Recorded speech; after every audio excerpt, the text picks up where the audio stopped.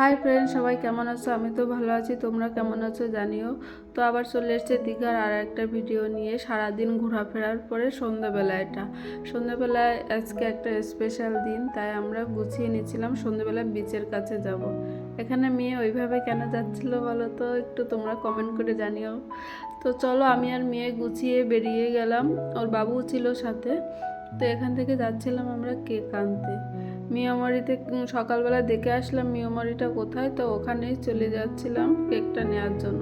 এই দেখো, আমি আর মেয়ে চলে এসেছি। মেয়ে তো খুব এক্সাইটেড, ওই সব সময় আগে আগে সব জায়গায় যায়, মানে ওর আনন্দটা এত ছিল, মানে প্রকাশ করার মতো না।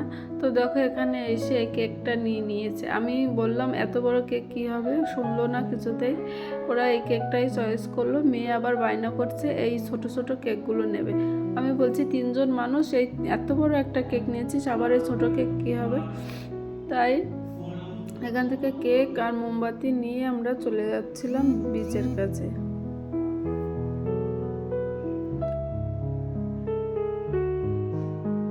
এই যে ম্যাজিক মোমবাতিগুলো, এগুলোই আমরা নিয়েছিলাম।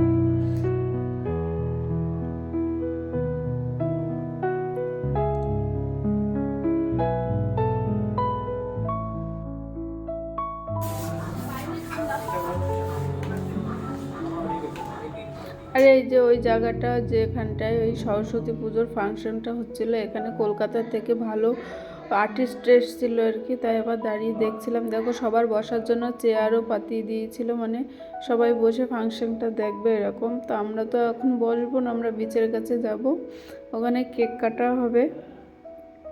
আমি আর মেয়ে আর ওর বাবু চলে যাচ্ছিলাম বিচে। আর সন্ধেবেলার বিচের ধারটা কিন্তু এত সুন্দর লাগে, কি আর বলার। হালকা হালকা হাওয়া আর হচ্ছে এত লাইটিং আর মানুষের সমাগম, খুবই সুন্দর লাগে। দেখো বিচটা কত সুন্দর লাগছে। তো আমরা একটা জায়গা খুঁজে নিচ্ছিলাম নিরিবিলি, যেখানে একটু ভিড় কম, এমন একটা জায়গা খুঁজে নিচ্ছিলাম। তো দেখো, এই জায়গায় আমরা চলে এসেছি। এখানে একটু লাইট কম আছে, তো অসুবিধা নেই, আমাদের কাছে ফোন আছে, ফোনের লাইট ধরিয়ে কেকটা কেটে নেবো। এই দেখো, মেয়ে আর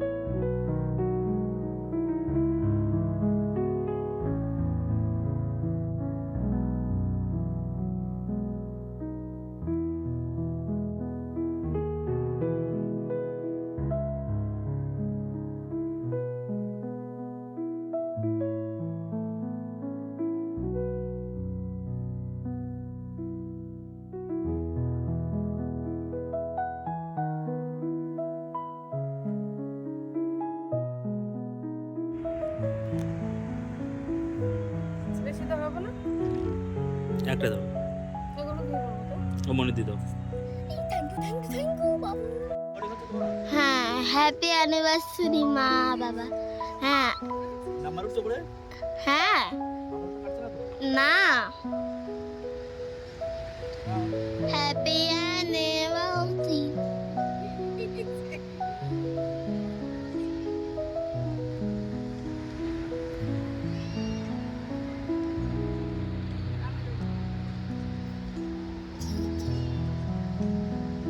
বাবু তুমি দাও আমাকে।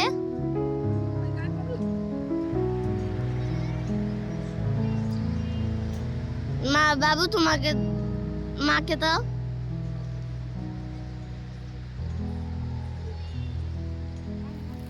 হ্যাপি না, হ্যাপি অ্যানিভার্সারি বাবু। মারে বললে না তো।